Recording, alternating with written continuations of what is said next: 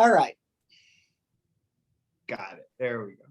No problem. So I have a deck that has some images and some data and statistics that may be worth, I know, because people learn different ways. Some people are auditory learning, some are visual learners, and others. And so what I wanted to try to do, first of all, start by saying, Barbara, thank you so much for having me. I am thrilled. If you see a little person go flying behind me at some point, don't worry, it's probably just one of my children. So hopefully it's just one of them. But what I thought about when Barbara and I were talking about this in the most recent conversation was really about sort of what we're seeing as an anti-hate organization right now, what we're seeing out there in the world. And for those of you who don't know, ADL was actually founded in Chicago in 1913, so more than 100 years ago, with a dual-pronged mission to stop the defamation of the Jewish people and to ensure a just and fair treatment for all. And that mission hasn't changed in 100+ years. And the unfortunate thing is, given the recent events over the last few years, you probably could sit in front of a whiteboard and you would write down an organization with the same type of mission. And so our work today is really needed more than ever. And the work that we do, we really fight, shall we say, 4 big things. Number 1, we fight anti-Semitism. Number 2, we fight bias, bigotry, and discrimination. Number 3, we fight extremism. And number 4, we fight cyber hate. And we do it through education and research. We do it through, education and training. We do it through research and investigations, and we do it through advocacy and assists. And I'll talk a little bit more about what that means and how it comes into play in different ways in just a few minutes. And so I thought that it would be worth spending, and I'm gonna talk probably, if it's okay, for about 15-20 minutes. This won't be a lecture. Jump in at any point. But I'm gonna share my screen. I'm gonna take through some pictures. I wanna warn you, there are some that could potentially trigger a reaction because they are pictures from the last, I'd say, 18 months or so. But in some ways they're intended to. But I wanna just kind of forewarn you a little bit.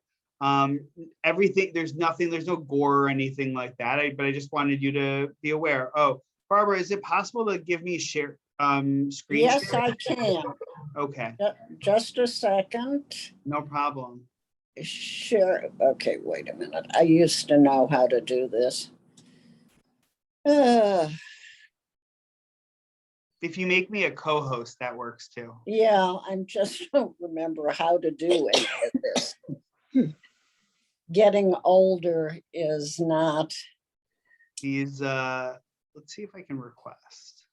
And doing it once a week means every time you do it, it's brand new again. It's absolutely brand Barbara, new. you can go to his picture, go to his little square box, and on the top right, there'll be a drop down. It says make co-host. Okay, I'm going to, if I stop to, I keep pressing his picture. Go to his picture, go to the top right of his picture. You don't have to press on it. Just put your cursor on the top right corner of his picture and 3 little dots will come up. If you press on the dot, they ran away. they'll come back since you found him once. Got him. Drop down, make co-host. Yeah. What I've got is security, recording, chat, meeting settings. But do you see the little box that says participants at the bottom? Yes, I do. Click on that. Yeah. Okay. And then next to my name, there should be an arrow that says more, or you can click on more. Beautiful. There you go. Make co-host. There you go. I used to know how to do this, and There we go. Now we're perfect. Okay, now I can see it. Okay, here we go. Okay. There we go. Can you all see it? Yes. There we go. How many degrees does it take to figure out Zoom, right? So if we look, if we start talking about really the last 5 years, they've really been unlike anything we've experienced in more than a decade, if not a number of decades. And when we looked at sort of from an ADL perspective for the last 40+ years, we've been tracking anti-Semitic incidents, and anti-Semitic incidents tend to be a good indicator of the number of bias-based incidents and race-based and religion-based incidents that you're seeing in the country, largely because in many ways, anti-Semitism has been the canary in the coal mine. When we've seen a spike in anti-Semitic incidents, typically not far behind it are a spike in other attacks against other communities. And so if we look back between 2020 and 2016, we've seen a 59% increase across the country.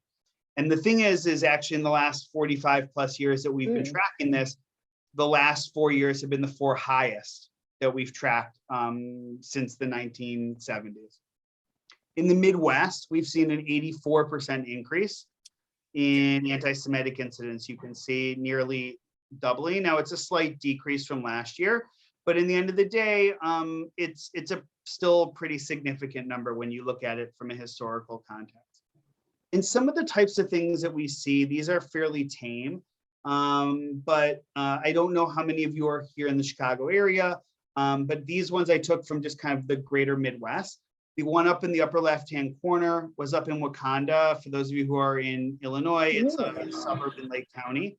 The one in the middle was a hockey club team that decided, and these, by the way, are all in the last couple of years, but they're good representative samples. The hockey team decided that they take their team picture with the Hail Hitler sign, which unfortunately is quite common.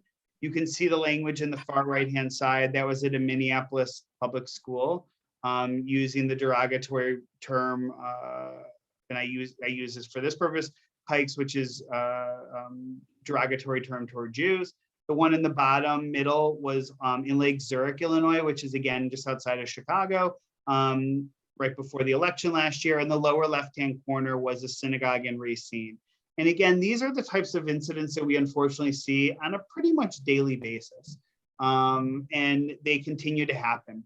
But one of the things that I think, and Barbara and I talked about this at length, is that in addition to seeing the increase, in the Midwest, across the country, we've seen a 19% increase in anti-Semitic incidents in K through 12 schools. That's nationwide across the country, excuse me. In the Midwest, we've seen a 55 to 60% increase. And what it means is, it doesn't mean that every kid is an anti-Semite and every kid is a bigot. But what we're seeing though is that kids are experimenting with hate in these K through 12 schools in ways that they've never experimented with hate before. And it's quite concerning. And for us, and I want you to remember this statistic because I'll come back to it in a little bit. What we've also seen since 2018 is a 76% increase in white supremacist propaganda. These are flyers, these are events, rallies that white supremacists are having throughout the country.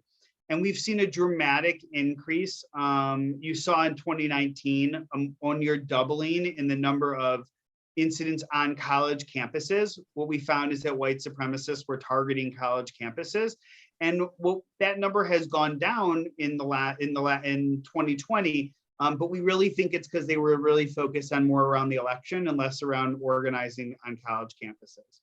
But again, it's an audience that they're trying to target. And these are the types of stickers and posters and things that you see that are pretty common from different white supremacists. So it gives you a sense of the stuff that's out there, and the ones that you can see that are kind of curved, those pictures were taken, they were put on probably telephone poles or light poles in the middle of the community. And stickers and flyers tend to be more entry points for extremists. They try to get you to go to a website, you go to the website, it's fancy, you think, oh, this is kind of interesting, it's pretty populist, until you realize that all the things that they're talking about are just talking about white Christian men. So if we take a little journey through history, we remember this in the march in Charlottesville in 2017. We remember images like these that were coming out of the stay-at-home protests last spring. The bottom, and you see the Holocaust and the Hitler references. The bottom left-hand corner was in Richmond, Virginia, and this sort of idea of hands off our history. Again, the sense that what we see is people feel like something is being taken from them, so they have to take action and do something themselves. This middle column right here were a number of anti-government, pro-gun rallies, a top one in Oregon, the middle one in Idaho, the bottom one again in Richmond, Virginia. It all occurred again last spring, where we saw these very vocal, aggressive protests where guns were making their way into state capitals. And then, of course, we have here on the right-hand side, the top right being Kyle Rittenhouse, who is the 18-year-old, 17-year-old who shot those two shooters in Kenosha. On the right are the Proud Boys marching outside of the state capitol in Indianapolis. And the bottom right was the members of the Wolverine Watch, if you remember that group that was trying to kidnap Governor Whitmer last summer in Michigan. So if you think about it, all this has been going on just in the last, shall we say, 14, 15 months. And then, of course, layered on top of that is you had a reckoning with racial injustice that continues with the killing of George Floyd, Asian Americans who were targeted last spring and continue to be targeted into 2021 around COVID and being scapegoated. You have shortly before then, if you go back the previous year, you had the shooting in El Paso, where the El Paso Walmart, where members of the Hispanic community were targeted. And then, of course, the Tree of Life shooting, the largest killing of Jewish Americans in the history of the United States. And it all led up to this. The images from the Capitol on January 6th, the insurrection. And so when we start talking about how did we get here and how do we assess where we are and where we're going, these slides, and I apologize for the language and the strong imagery here, these were all taken from TikTok. These weren't taken from, and they were all taken from the last 6 months. They aren't the, actually there's a couple that are a little bit older. I see one from 2019. But generally speaking, they're all pretty recent.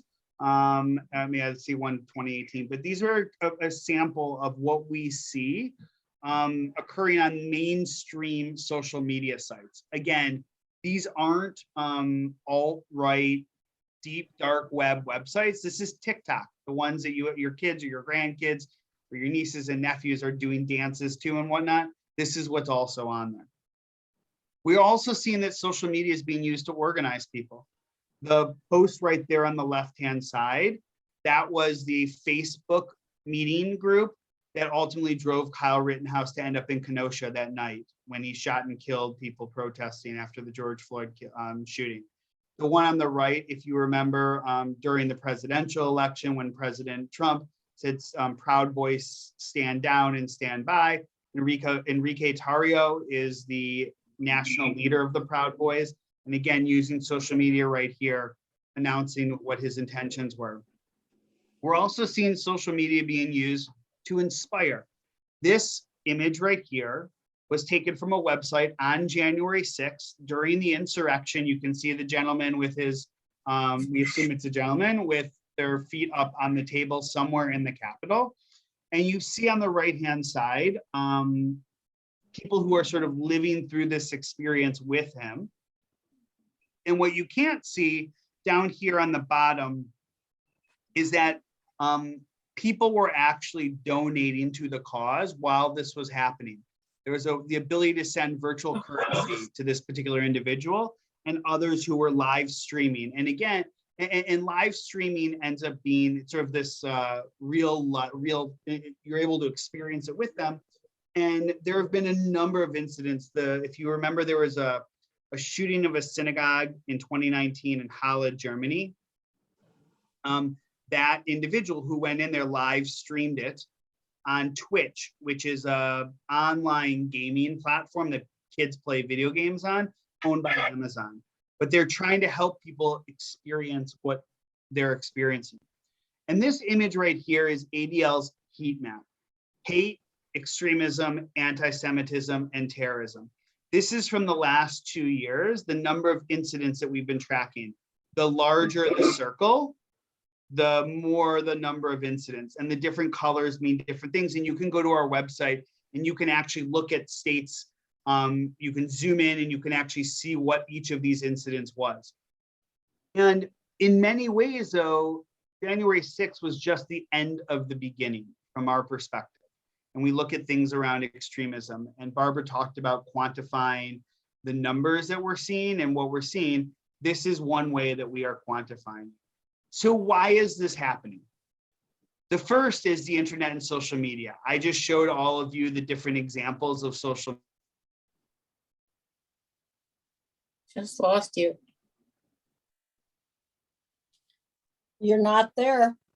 Community, in your state, in your country, around the world for that matter. And it's quite scary. The second is the political and social environment.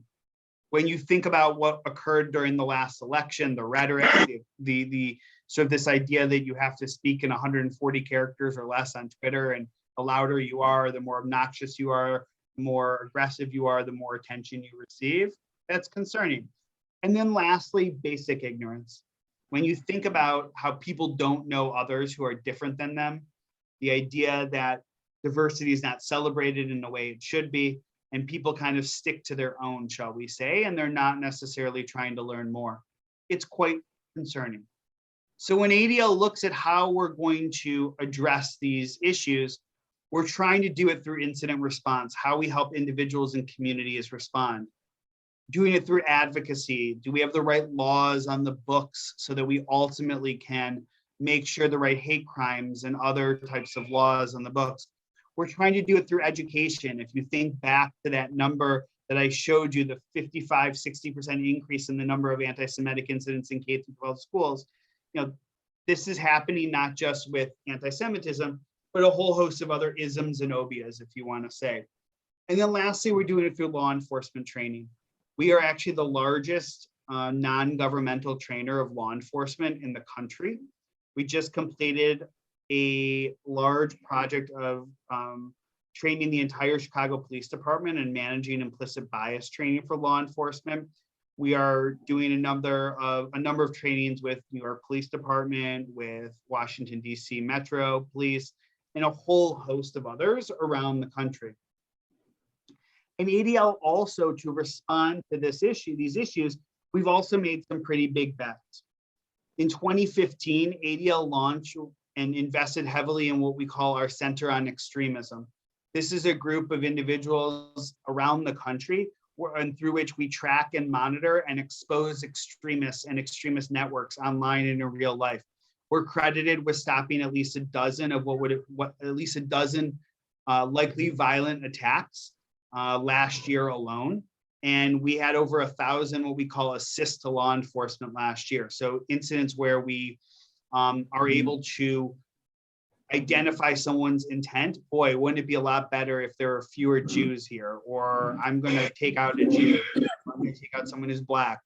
That they show also that they have the capability. So we see them on social media taking a picture of all their guns. And then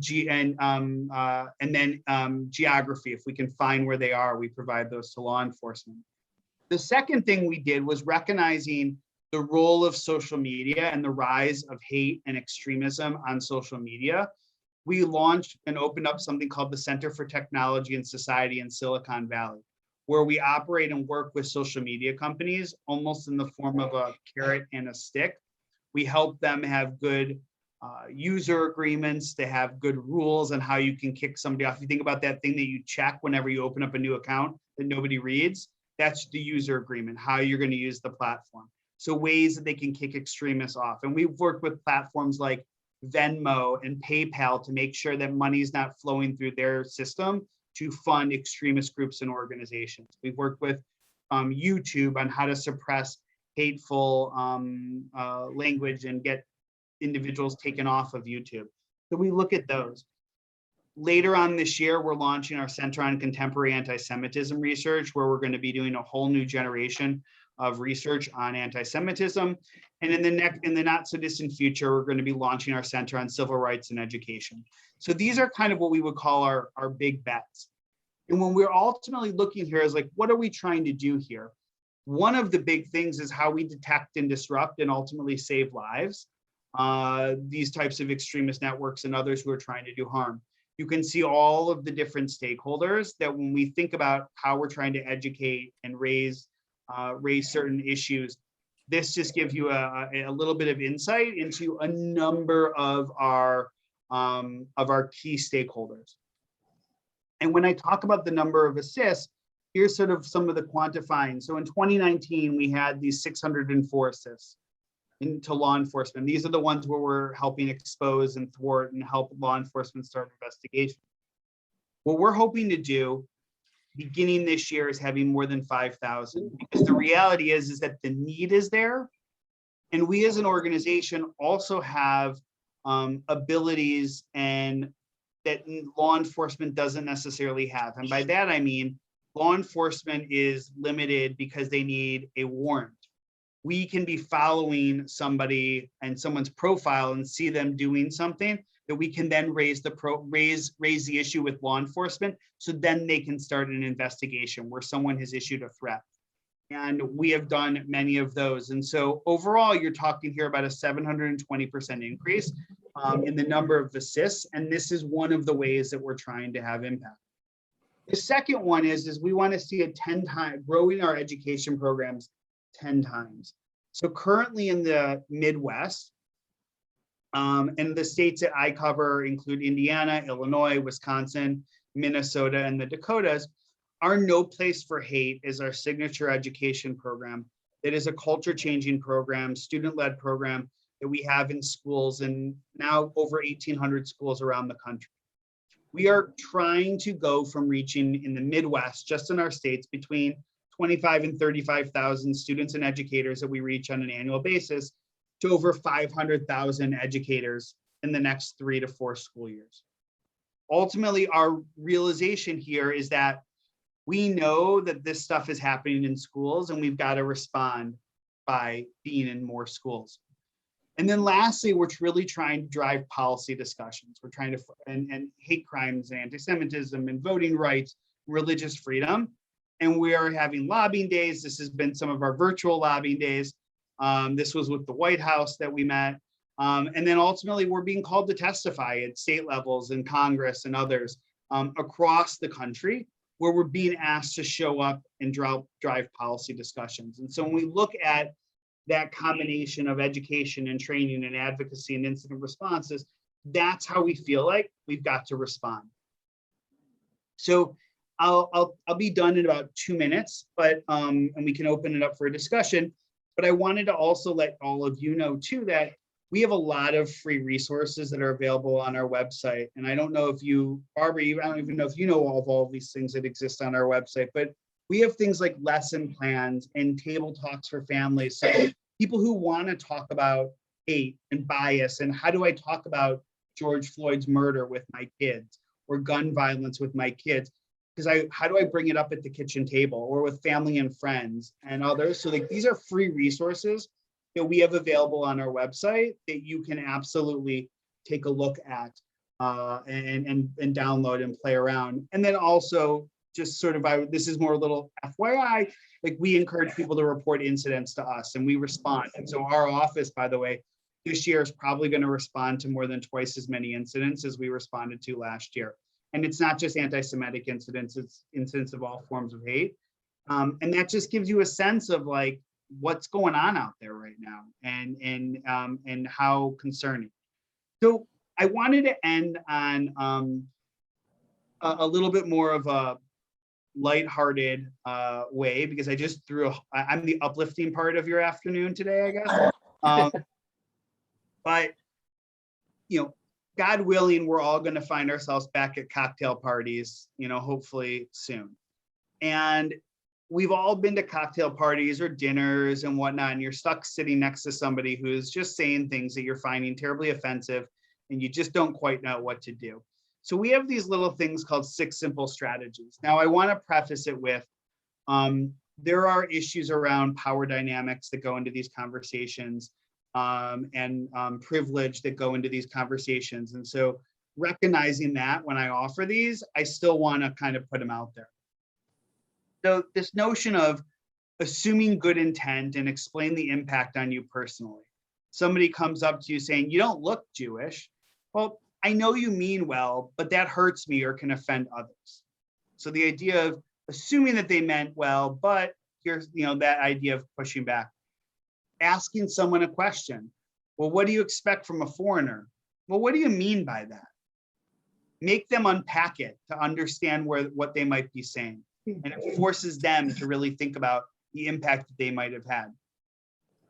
The idea of interrupting and redirecting. Oh, you've got to hear this joke. These two Irish guys are sitting at a bar. Well, let's not go down that path, right? So the idea is something that might be interjecting stereotypes or things that could be potentially offensive. The fourth one's broaden to universal human behavior. Well, gay men are all drama. I don't think that that's a gay thing. I think lots of different people have that quality. So the idea of, again, someone presents an unfair stereotype or something that you find offensive, the idea of, are you talking about somebody who's specific there? Strategy 5, making it individual. Religious people are just so closed-minded. Do you mean everyone who's religious, or are you speaking of someone in particular? This, by the way, is something that I've been using. I found myself using at least 3 times in the last 2 weeks. And it's amazing how it diffuses a situation and sucks the wind out of something that, something that was potentially pretty charged. And then the last one is use the word ouch. Say ouch. My guess is none of us can remember the last time we ever used the word ouch, because it was probably when we were 2, 3, or 4 years. But these people are all alike.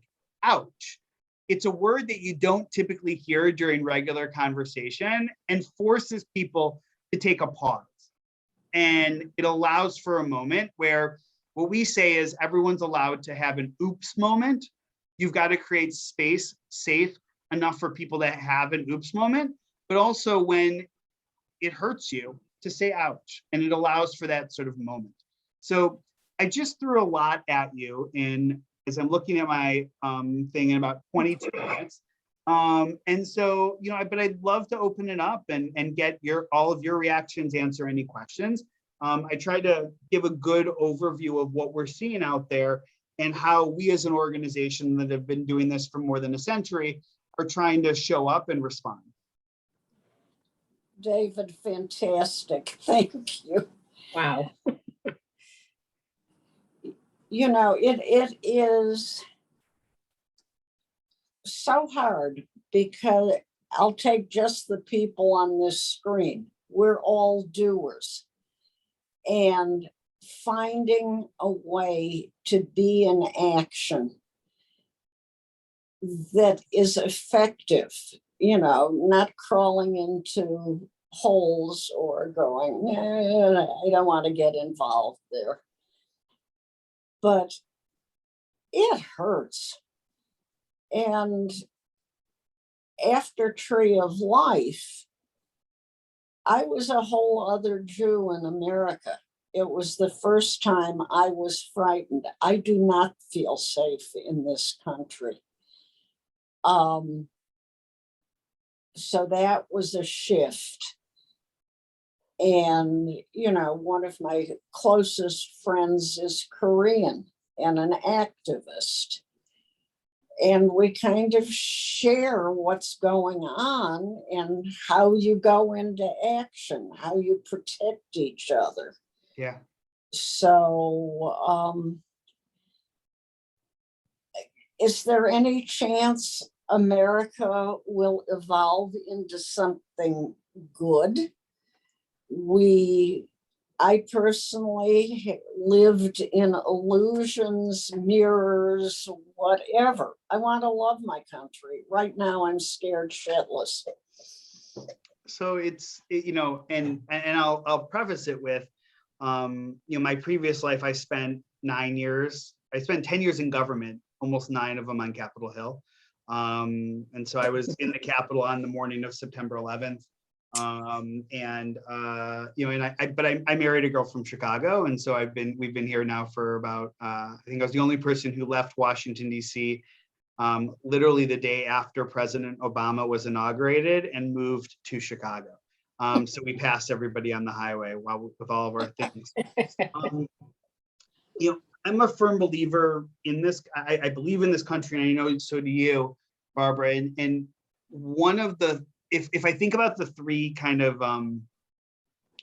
actions that I think more is needed of for us to get out of where we are right now in many ways. So the first one, and these are ADLs, we use them and we encourage people when they say, what can I do? We say there's three things. Number one, you can speak out. So the first thing of being, when you see what's occurring, if you see something that's wrong, that you've got to speak up. The next one is sharing facts. We know that hate and racism and bigotry and all the isms and obias that are out there are often driven by misinformation. And so the idea of responding to misinformation with facts is so important, even at a time when we think people don't really care about facts. And then the last one is showing strength. And that is when one community is attacked, that all communities need to, again, show up and speak out. And so this idea that you're not going to solve anti-Semitism just with Jews talking about the problem of anti-Semitism. You're not going to solve the problem of Asian American hate with just Asian Americans talking about it. And we saw this actually just on play. I don't know how many of you are in Illinois or in other parts, but Illinois just became the first state in the country to mandate the teaching of Asian American history.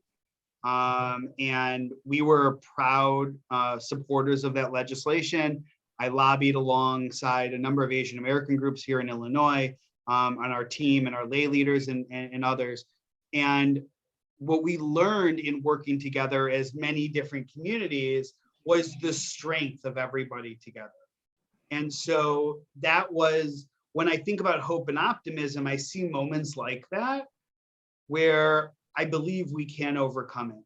And we can be proud because you have those moments that hopefully are going to put us on a better path. So I hope, I saw Jack's hand go up and I also saw someone else's, but I don't remember whose. Jack? You know, let me ask you a couple questions and I'm going to make a harangue, maybe not a harangue, a short one. How receptive are all of these law enforcement departments across the country to your assistance? So a lot. So we do our law enforcement now. We basically have 4 major trainings that we do. So we do this managing implicit bias training for law enforcement, although we now work through a partner to deliver it. The second one, we do training on hate crimes, and we do training on extremism. It's basically extremism 101, because what we find is that law enforcement, number one, even the best intentioned, they're not trained enough on how to recognize and deal with hate crimes, and they have very little insight into sort of extremist networks and what they're dealing with. And then the fourth one we have is called inclusive policing for leaders. That is really aimed at the sergeant level and above, so the leadership of departments, aimed at how are you more inclusive in your management, how are you more inclusive in your community outreach and engagement. So with those, the last 3, the ones on hate crimes, extremism, and inclusive policing for leaders, they tend to be more responsive. On the managing implicit bias ones, it usually starts like this, with a bunch of cops who are saying, my commanding officer told me I had to be here. I'm here for the next 6 hours, and you're going to tell me that I'm a racist for the next 6 hours. And what we find is that by the end, they're usually leaning forward and listening.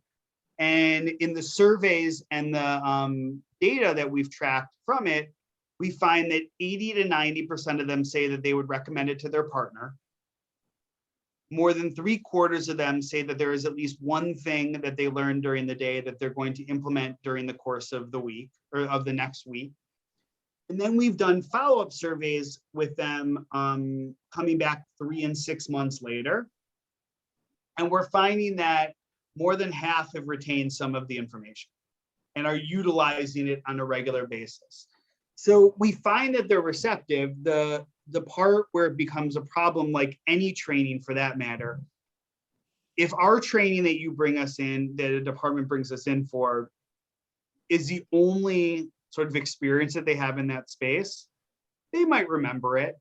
But with time, if it's not a regular occurrence or built into their performance reviews or whatnot, then it's just like, oh yeah, I had a really interesting session with that group. What was it called again? The ADL or ABL or something like that. That's what ends up being. So one of the things that we really push departments on are what this should be the start. What are you doing to continue?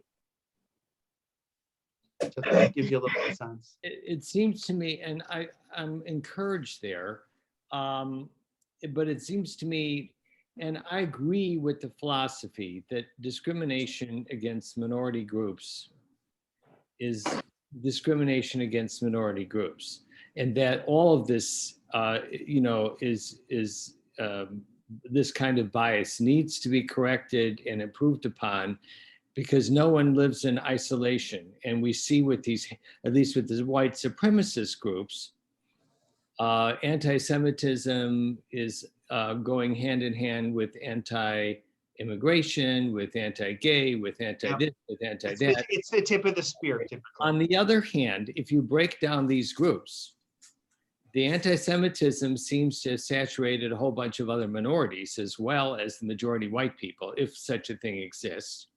And I would say even anti-gay bias is even one step outside anti-Semitism. So you'll believe, there'll be people who believe that discrimination against Jews, et cetera, is bad, but they're willing to tolerate or even believe in discrimination of the LGBT community.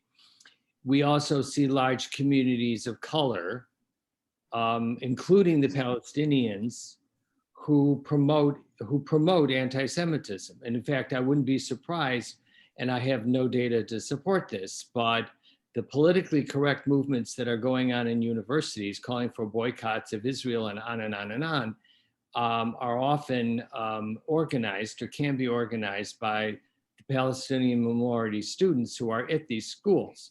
So it's, and looking at your list, the beginning of the list there that you showed earlier on with gun violence on and on, the people that are controlling this country or attempting to, such as, I'm going to say something that is a blanket, but many Republicans who are using any kind of means they can to maintain their power in a shrinking political base, instead of doing what they should be doing, which is trying to expand their political base by actually doing certain positive things. They're appealing to groups of people who, and supporting the notion, even the great lie, which is, as we now label it, that Biden cheated and that Trump is really president, contains huge swathes of people who are anti-Semitic. And some of these things seem to be linked. So I think it's a very, very tough job that you guys have. We all have, I shouldn't say you guys, we all have as a collective, because it isn't just you. I remember, Barbara, you said that you were frightened after the attacks in Pittsburgh. I remember Michael and I were in Israel during that time, and our guide tried to persuade us not to go back to the United States and stay where we were. And being Jews, or at least I was Jewish and Michael is my husband, we should apply for a citizenship and to stay in Israel and not go back to the US. Now, I have to say, although I was disturbed by that attack, the civil disruption that occurred in Chicago last summer made me much more nervous and personally threatened than that attack in Pittsburgh. Not that I think that was a minor issue, it was a major issue, but to be able to walk down the street and to be assaulted or hijacked in one's car by elements, and they're not asking me what my race is or my religion is. This is an all-comers thing. Made me personally feel less safe than the attack in Pittsburgh.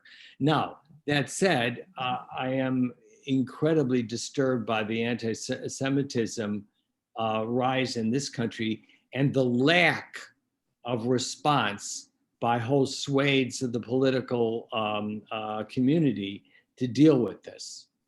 But also, they're also not dealing, I have to say, with the murder of Black people who are unarmed and being stopped by the police.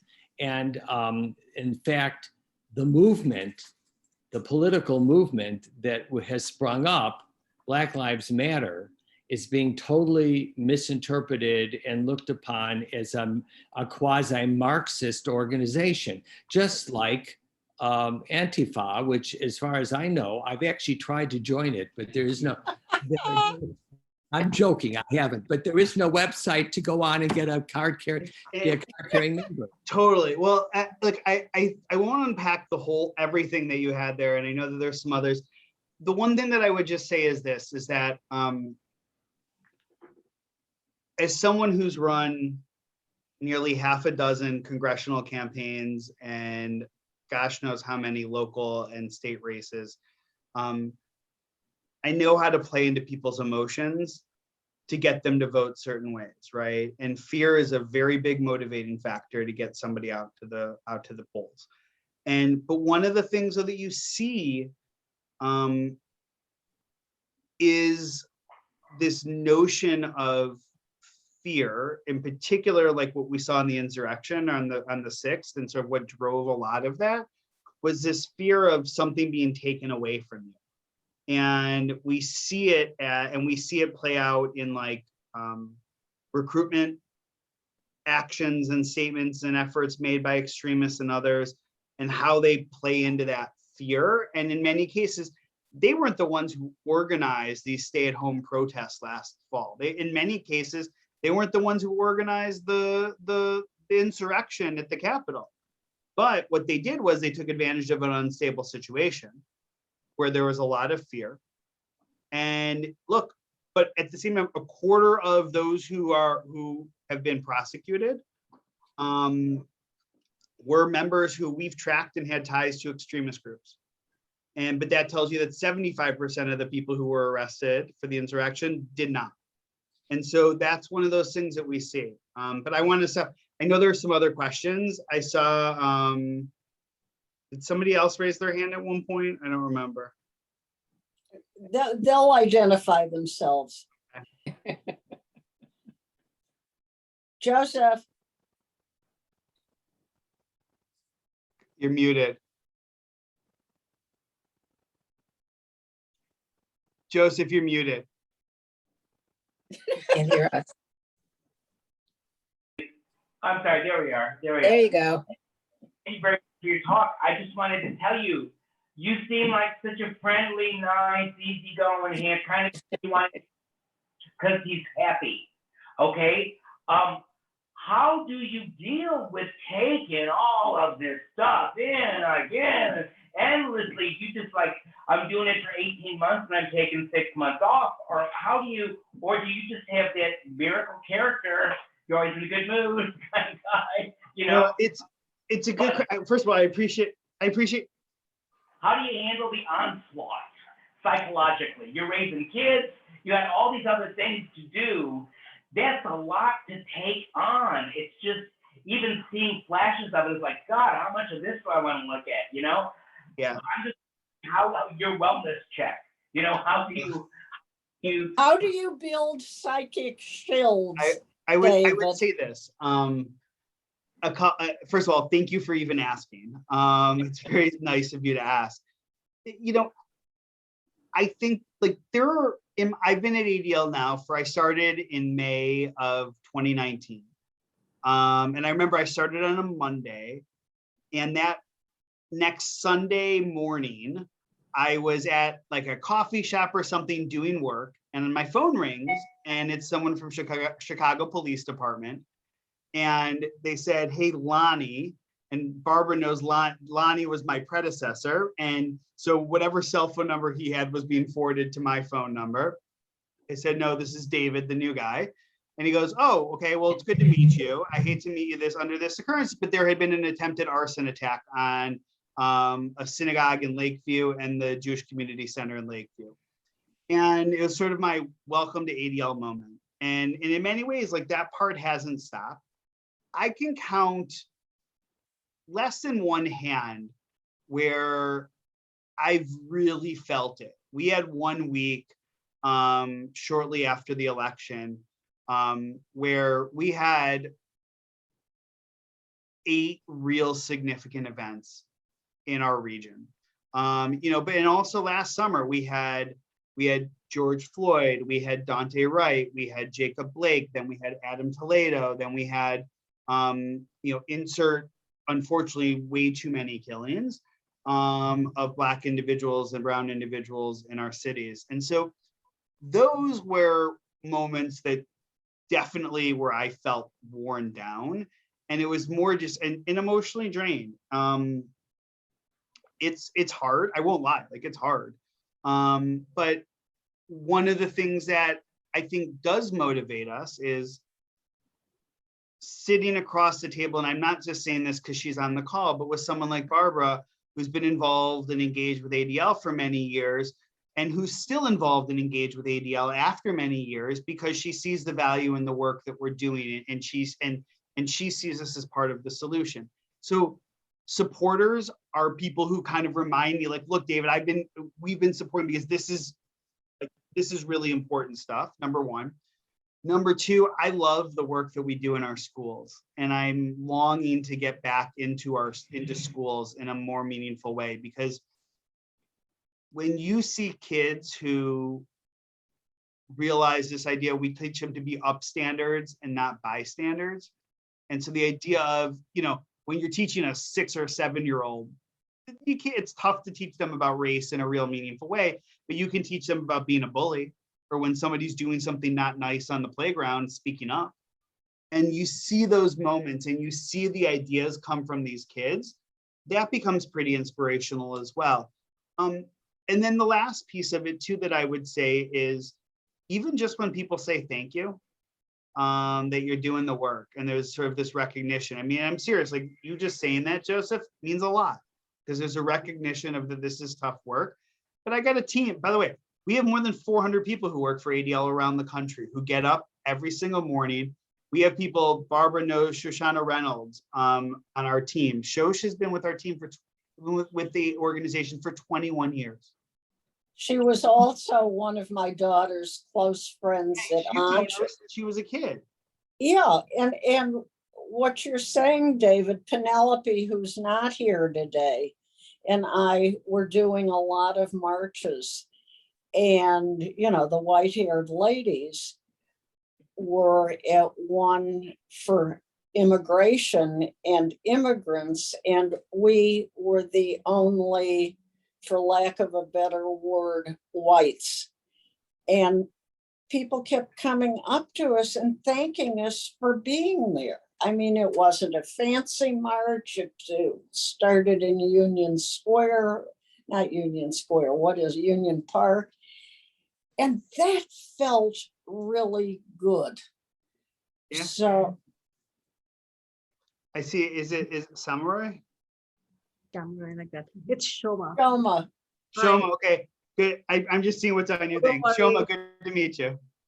Pleasure to meet you as well. I wanted to point something out.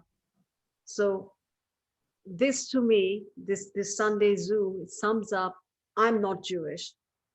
Before this group, specifically before Diane, I wouldn't even know what all this is. So Diane, I'm just trying to tell you, I think what works really well from my point of view, what has worked for me is simply love. I happen to love a lot of people who are Jewish. Before that, the rest of it, it becomes one more thing that's out there. That I know people and love a lot of people who are Jewish, it becomes important to me, even though I'm not married into a Jewish family, nor don't I have direct Jewish relatives. But it matters to me deeply that my friends that I love, like Diane, like Betty, like Barbara, everybody here is Jewish. And how did that happen? Diane just happens to be my friend. She took me to a meeting of Maurice Dees, right, Diane? Of the Maurice Dees is with the Southern Poverty Law Center in 2015. He had talked about what you just mentioned, that the boy in that Emmanuel church who went and shot a lot of Black people, he had Black friends. He was actively pursued online, and he was convinced that there were a lot of white people who were being shot, it was misinformation, but they used that internet site. And to have that repeat again now, 4 years later, it's frightening that it replicates. But to me, the reason I would not want this to happen, simply because I know people and I love people who are Jewish, and the small things that I do is like yesterday, I took my 2 little monkeys to have breakfast with Betty. They had a wonderful time. They made pancakes. To them, it doesn't become theoretical. We don't stand for anti-Semitism. It's like somebody I love, somebody who makes great pancakes, by the way, might be hurt. Let's prevent that from happening. Yeah. Small things like that. I mean, Diane met me. She wasn't trying to preach, become pro-Jewish. She was just a friend to me. And automatically you like someone, you want to protect them. Same way I would want, it hurts me to hear Barbara is afraid. For that reason itself, I would do the ouchies if it shows up. So not just the data, the fact that one cares to meet the other person, I would pretty much watch out for everybody except this fool. But in that sense, it's just that perhaps to go out and just meet other people. The fact that Barbara and almost everyone here knows so much about my culture. It wasn't a reciprocity. It's just such a warm welcome. Automatically, love goes both ways. I would want to protect you because you make me feel loved. One of the interesting things, if I can jump in, out of the Tree of Life slaughter, the next morning, a very dear friend who heads an organization called me up to check on me. And he says, you know what? He says, I've got a huge basement. I'll come pick up the entire family. We'll stop at Costco, pick up supplies, and you can stay in the basement for as long as life is dangerous. And what I realized that without knowing what he was doing, maybe he did know what he was doing. It was like many Jews want to know there is somebody who will hide them and save them. And here with laughter and a Costco stop, Stuart did exactly that. I think the idea of love is really important, right? And it just goes to show. I mean, my son is 6, and I coached his summer baseball team, right? And it was we had there were 2 kids who were Black on the team, and one of the older kids pointed out to him, right? And my 6-year-old goes, no, that's just Santiago. And sort of this point of like racism and hate is something that's taught. The idea that kids don't see it, but I also think, but then it also created a teaching moment too for him, where then he started learning about his friends who were different than him. And he started talking to them and asking questions. And the idea of those moments where he walked away, not only playing baseball with, but that he walked away with friends and a better understanding sort of their perspectives. And these are young kids, right? So they're gonna learn more, but we look at it of being curious, of not being ignorant, of not being afraid, and creating safe spots and creating safe spots for people to ask questions and learn, because that does create the empathy, the love, the understanding, frankly, the desire to be there for one another, which is just something that's missing too often. And my hope is that we'll get there in good time. David, I know you've got a time constraint. I know. I apologize. We've got a family thing this afternoon. So wonderful. Thank you for allowing time. Are you kidding me? Thank you for having me. So and I can't wait till we go to our. I know. We've just got to find the right one. Exactly. Well, thank you everybody for taking the time on a Sunday. If you have any interest, We have actually a webinar more on anti-Semitism coming up, and I can send it to Barbara and she can send it to the group, or I can hit reply, coming up this Thursday. And then also tomorrow, we're going to start promoting another webinar that we're having at the end of August that we're doing in partnership with the Big Ten. We have the Big Ten commissioner joining us, as well as some All-American athletes from across the Big Ten talking about race and hate in athletics and colleges. So it should be kind of, I think it'll be really interesting. We're filming it actually at the Big Ten studios in Rosemont, for those of you who are in Chicago, with the commissioner, and the Big Ten network is helping us anchor the whole thing. And so it's going to go across the whole Big Ten network. So we're pretty excited about those two things coming up. And so be on the lookout. So we'll send I'll send those around to you, Barbara. Okay, thank you, David. Thank you, everybody. It was nice to meet you. Have a wonderful day. You as well. Bye. Thank you. Bye. Thank you, Barbara. Thank you, Barbara. Well, Do you want to thank you discuss guys. this? A few kind of announcements. This is it before September, because a week from Monday, thank God, I'm headed into the bush. And Brava. I mean, I can't believe it's happening. But, you know, in talking with many of you, we decided to take a break. What I am going to try to do this week is a couple of people who are interested in talking and with whom we have a relationship, try to set some Sundays up. I don't know that we'll be doing every Sunday. It's going to be more when people are available. So anybody who has anyone who's interesting and enjoys talking, just forward it to me.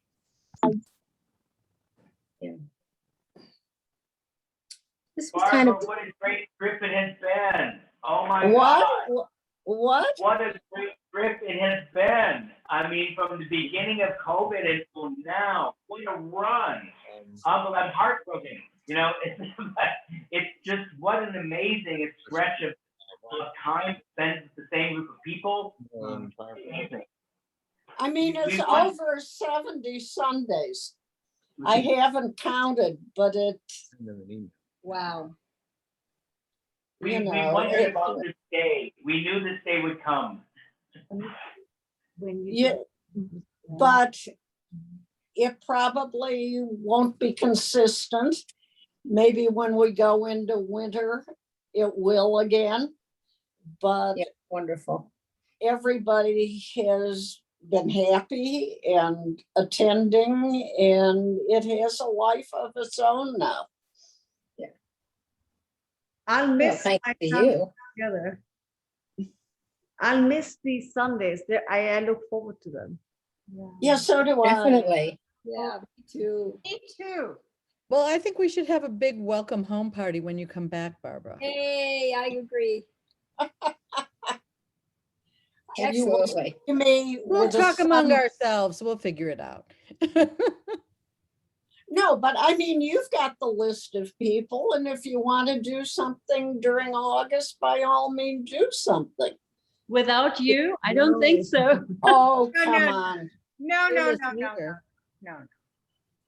I mean, I It would may be different. surprise you and connect from Africa. Wouldn't that be fun? Yay. Oh, nice.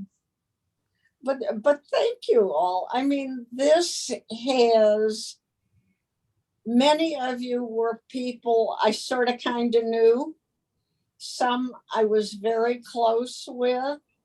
But what a village we've become. Yeah, Truly. true.